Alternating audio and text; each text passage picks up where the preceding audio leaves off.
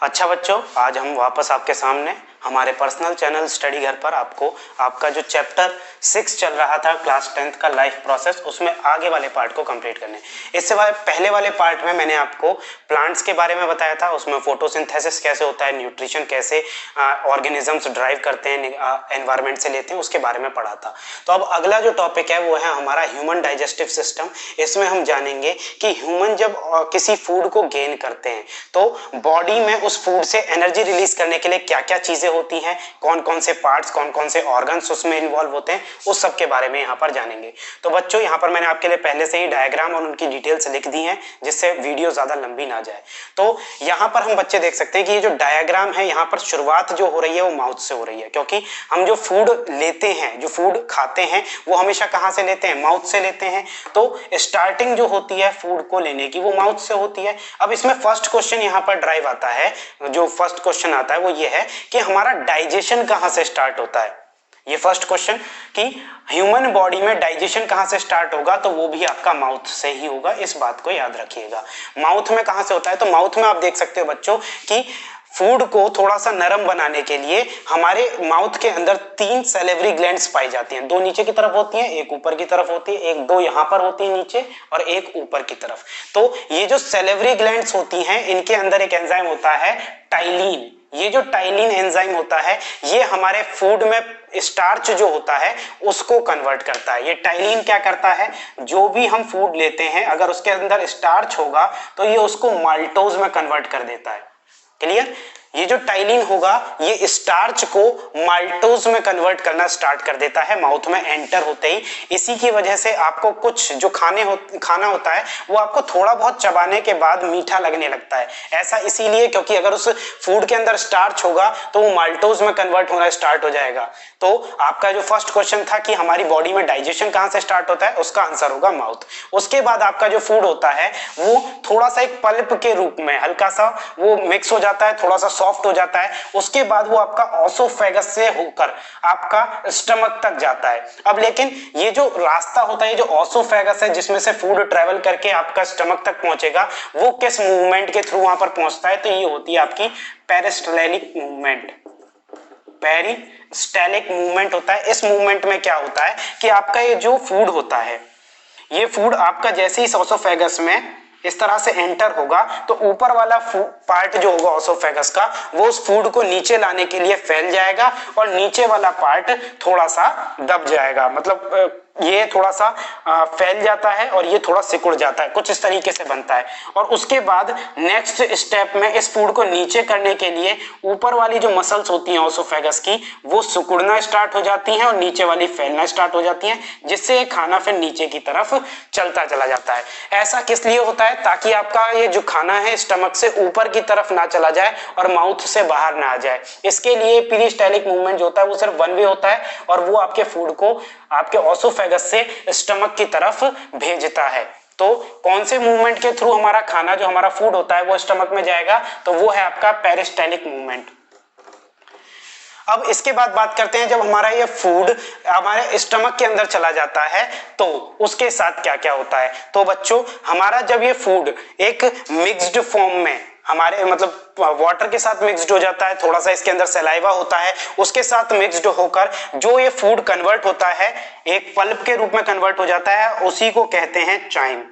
तो ये कह सकते हो फूड इन स्टमक। स्टमक के अंदर जब खाना होता है तो उसे हम चाइम कहते हैं। इससे अलग आपका ये जो स्टमक होता है, इसके अंदर क्या होते हैं आपके?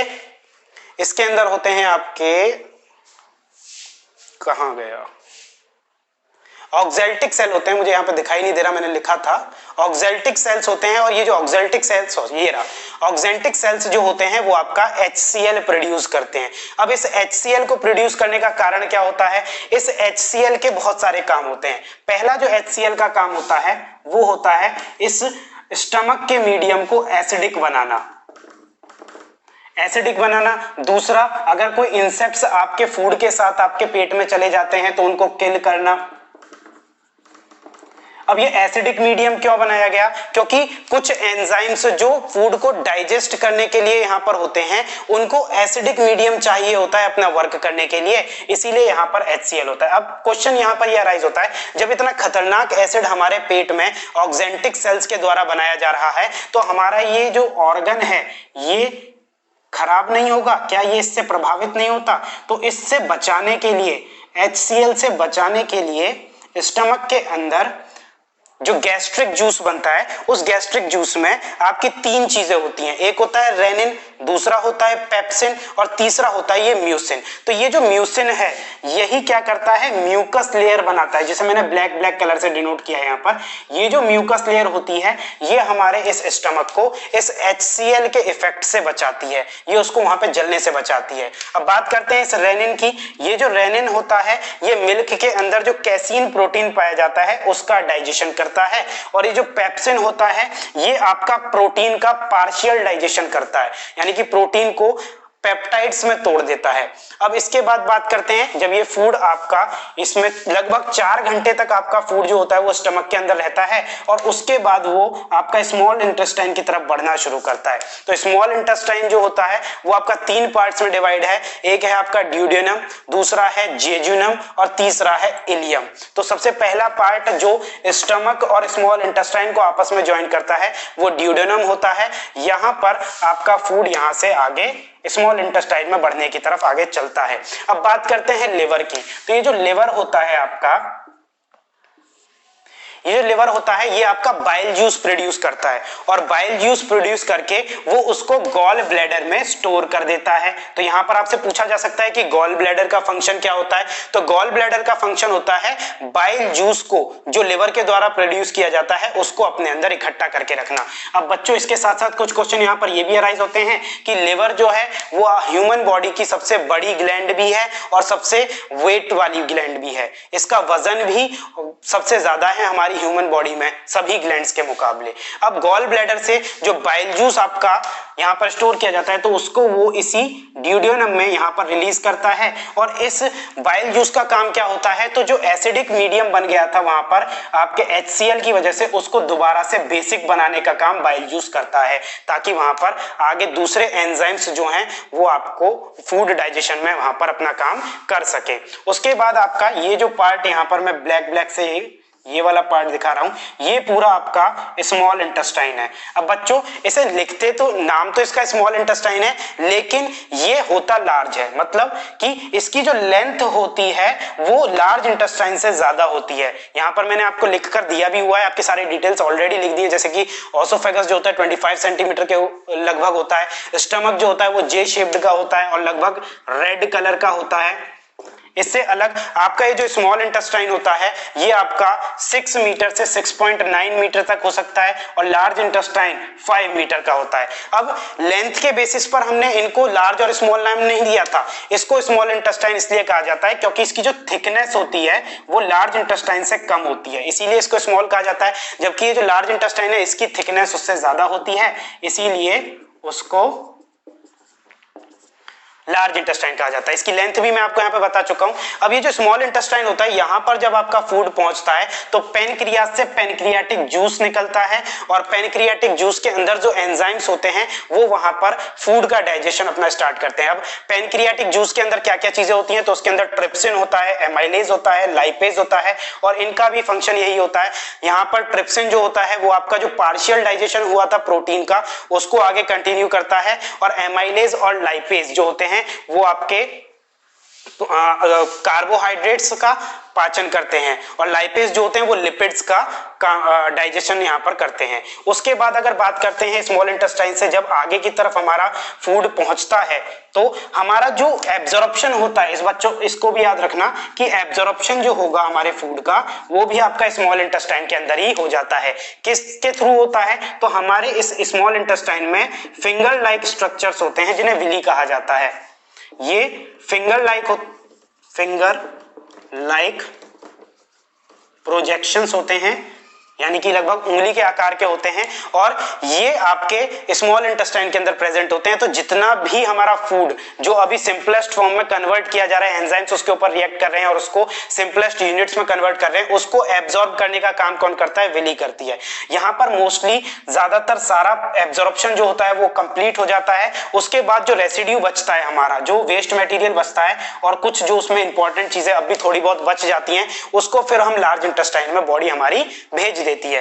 लार्ज इंटेस्टाइन में भी आपकी जो विली होती है वो वहां पर प्रेजेंट होती हैं और वहां पर विली का काम होता है कि बाकी की जितनी भी यूजफुल चीजें उस फूड के अंदर प्रेजेंट होती हैं उन सभी को एब्जॉर्ब कर लेना। और मेन फंक्शन जो वहां पर विली का होता है वो होता है वाटर एब्जॉर्प्शन का। यहाँ पर वो जितना भी एक्सेस वाटर उस फूड के अंदर प्रेजेंट होता है ये उसको यहाँ पर एब्जॉर्ब कर लेता है और बाकी का जितना भी रेसिड्यू होता है वो आपका रेक्ट्यूम में जाकर इकट्ठा होता है और उसके बाद एनस के थ्रू हमारी बॉडी से आउट हो जाता है। तो बच्चों यहाँ पर हमने ह्यूमन डाइजेस्टिव सिस्टम को लगभग कंप्लीट कर लिया है, जिसमें हमने लार्ज इंटेस्टाइन के फंक्शन, स्मॉल इंटेस्टाइन के function, gastric juice, rennin, pepsin, mucin, chyme, pancreatic juice में ट्रिप्सिन, एमाइलेज, लाइपेज, मिल्क, ये सब की टॉपिक क्लियर कर लिए हैं। तो बेसिक जो आपका एक इंट्रोडक्शन था डाइजेस्टिव सिस्टम का आपकी बुक में जो दिया हुआ है वो यहाँ पर कंप्लीट हो जाता है। अच्छा बच्चों, अब आपका ये जो इसके आगे नेक्स्ट टॉपिक है वो है आपका रेस्पिरेटरी सिस्टम इन ह्यूमंस। इसमें हम पढ़ेंगे कि हम जो सांस लेते हैं आखिर वो कैसे लेते हैं और इसकी जरूरत क्या होती है सांस लेने की, और किस तरह से जब हम सांस लेते हैं तो हमारी बॉडी के अंदर जब ये एयर पहुंचती है तब उसके बाद उसके साथ क्या होता है। तो यहाँ पर हम बात करते हैं कि हम सांस कहाँ से लेते हैं। तो हम जो सांस लेते हैं वो मेनली दो पार्ट से ले सकते हैं, एक है आपकी नोज और दूसरा है आपका माउथ। लेकिन आप इस बात को ध्यान रखना कि हमें सांस हमेशा नोज से लेना चाहिए, माउथ से नहीं लेना चाहिए। इसका कारण ये होता है कि हमारी जो एयर होती है उसमें बहुत सारे डस्ट पार्टिकल्स होते हैं, बहुत सारे हार्मफुल मटेरियल्स होते हैं जो कि बहुत ही छोटे होते हैं, बहुत ही माइन्यूट साइज के होते हैं। तो अगर आप नाक में देखोगे तो हमारी नोज में क्या होते हैं? नोज हेयर होते हैं,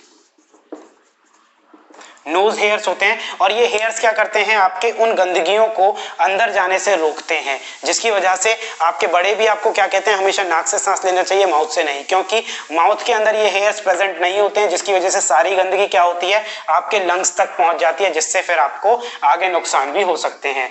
अब बच्चों इसके बाद बात करते हैं, जो नाक से सांस लिया जाता है वो नेजल कैविटी के थ्रू जाता है और ये माउथ। आप देख सकते हो बच्चों ये दोनों ही चीजें आगे जाकर ज्वाइंट हो रही हैं। इट मीन्स जहां से मैं सांस लूंगा तब भी वो उसी पाइप से होकर गुजरेगा और अगर मैं खाना खाऊंगा तो वो चीज भी उसी पाइप से होकर गुजरती है। तो वहां पर इस चीज को अलग अलग करने के लिए फाइनेक्स होता है। इसका काम क्या होता है कि जब हम फूड खाते हैं तो वो उसको इस विंड पाइप में, इस लंग्स की पाइप में आने से रोकता है और उसको फूड पाइप में ऑसोफेगस के थ्रू भेज देता है। और जब एयर जानी होती है तब ये फाइनेक्स उस यहाँ पर एक वाल्व टाइप होता है, उस विंड पाइप को खोल देता है, जिससे आपकी जो ऑक्सीजन होती है, जो एयर होती है वो आपके डायरेक्ट लंग्स में जाती है। अब बच्चे बात करते हैं कि जब हम इनहेलेशन करते हैं इसे क्या कहते हैं?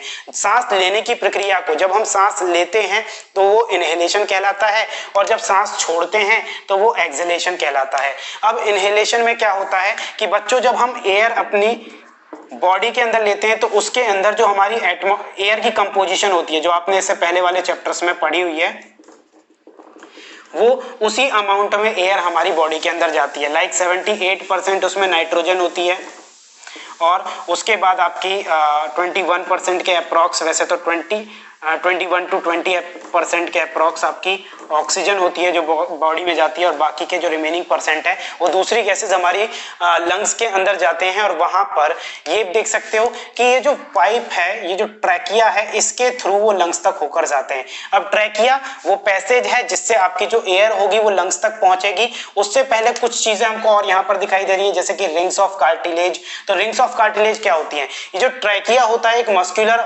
पार्ट है, ये मसल्स का बना हुआ है पूरा का पूरा। तो जब हम सांस छोड़ते हैं तो ये जो मसल्स हैं वो आपस में कॉन्ट्रैक्ट ना हो जाए, पूरी तरीके से चिपक ना जाए और इसके साथ साथ वो एक निश्चित आयतन तक ही फैले, एक निश्चित विड्थ तक ही फैले। तो उस चीज को कौन देखता है? रिंग्स ऑफ कार्टिलेज देखता है। ना तो ये उसको ज्यादा सिकुड़ने देता है और ना ही ज्यादा फैलने देता है। इसके साथ साथ थोड़ी बहुत प्रोटेक्शन का काम भी है आपका रिंग्स ऑफ कार्टिलेज ट्रैकिया के लिए करता है। अब बच्चों इसमें आप देख सकते हो कि हमारे लंग्स पेयर में पाए जाते हैं, एक होता है लेफ्ट वाला और एक होता है आपका राइट वाला। तो बच्चों इसमें नोटिस करने वाली बात यह है कि जो लेफ्ट वाला लंग होता है वो राइट वाले के कंपैरिजन में थोड़ा सा छोटा होता है, बिकॉज उसको थोड़ी सी जगह हार्ट के लिए देनी पड़ती है, इसीलिए हमारा राइट वाला लंग जो होता है वो थोड़ा बड़ा होता है और लेफ्ट वाला लंग जो होता है वो थोड़ा छोटा होता है। इससे अलग अब जब ये आपका ट्रैकिया लंग्स में ओपन होता है तो उसे ब्रोंक्यूल कहा जाता है, और उससे आगे की तरफ ये जो आगे बढ़ रहे हैं ये और सब पार्ट्स में यूनिट डिवाइड होती है तो उसे ब्रोंकस कहा जाता है,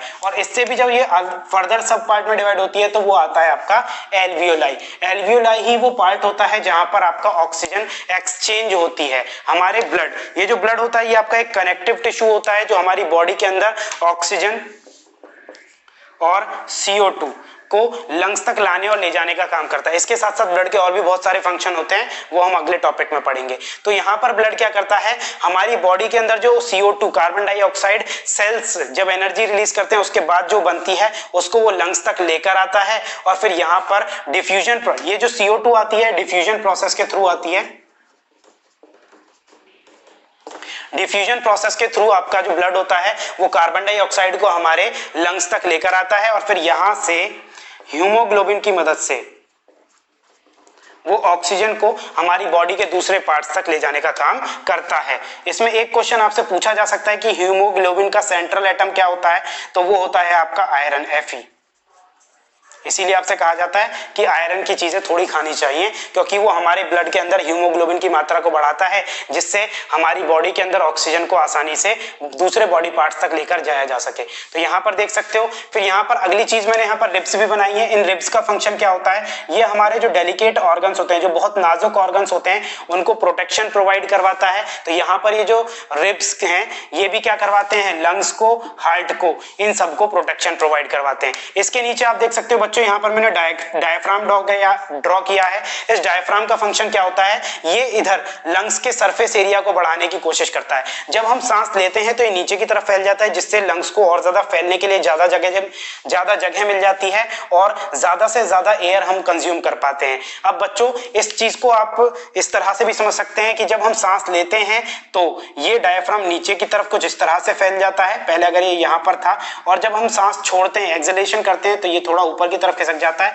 जिससे क्या करता है, ये लंग्स को प्रेशराइज करता है, उसको दबाने की कोशिश करता है। जब यहाँ पर प्रेशर ज्यादा हो जाएगा तो सारी की सारी एयर जो होगी वो आपकी बॉडी से बाहर चली जाती है। तो ये दो प्रोसेस, इनहेलेशन और एक्सहेलेशन, यहाँ पर होते हैं। इससे अलग हमारे जो रेस्पिरेशन होते हैं वो दो टाइप के होते हैं, एक होता है एरोबिक रेस्पिरेशन, दूसरा होता है एनारोबिक रेस्पिरेशन। तो दोस्तों एरोबिक रेस्पिरेशन जो होता है वो हमेशा ऑक्सीजन की प्रेजेंस में होता है, और एनारोबिक रेस्पिरेशन जो होता है वो ऑक्सीजन की प्रेजेंस तो वहां पर होगी लेकिन उसका अमाउंट कम हो जाता है, उसकी मात्रा वहां पर कम होती है, जिसकी वजह से वहां पर क्या होता है, लैक्टिक एसिड बनना चालू हो जाता है। और यही लैक्टिक एसिड आपकी जो मसल्स क्रैम्प्स होती हैं, जो आपका हल्का सा थकान महसूस होती है मसल्स में, उसकी वजह से ही होता है। तो यहां पर लैक्टिक एसिड बनना चालू होता है एनारोबिक रेस्पिरेशन में, जिसकी वजह से क्या होता है, आपको थकान महसूस होगी। और थकान को दूर करने का तरीका क्या होता है, आप थोड़ा सा रेस्ट कीजिए, गर्म पानी से नहाइए, तो वहां पर क्या होगा, लैक्टिक एसिड दोबारा से आपका खत्म हो जाएगा,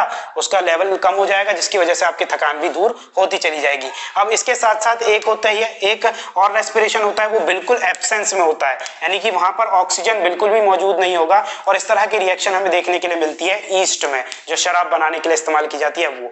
अब यहाँ पर बात की जाती है कि यहाँ पर यूनिट क्या होगी इस एनर्जी की, जो यहाँ पर एनर्जी रिलीज हो रही है, तो वो होती है एटीपी। इसकी फुल फॉर्म पूछ ली जाती है आपसे, तो इसकी फुल फॉर्म है एडिनोसाइन ट्राइफॉस्फेट। और किस में कन्वर्ट होती है, ये पहले हमारी बॉडी जो होती है वो एडीपी में स्टोर होती है वहां पर एनर्जी, इसको फिर एक फॉस्फेट आयन के साथ जोड़कर हमारी बॉडी इसको एटीपी में कन्वर्ट कर लेती है, और हमारी वहां पर एनर्जी रिलीज हो जाती है। यहाँ पर आपका बेसिक पार्ट जो था आपका रेस्पिरेटरी सिस्टम का वो कंप्लीट हो जाता है।